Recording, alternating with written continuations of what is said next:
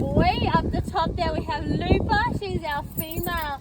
Now breeding season normally occurs around that March, April, May here in Australia. It's different depending on the hemisphere.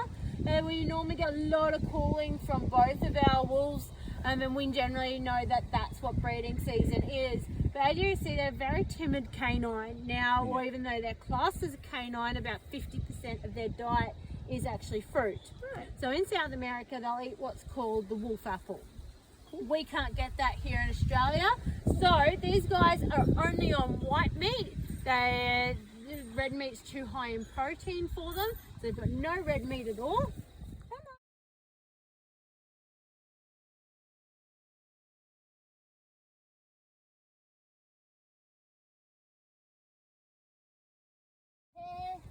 And they'll also get banana and avocado again for all of their fats. Lupa, come on! You can do it, be brave! No? He's getting your lunch. You're not silly, are you? So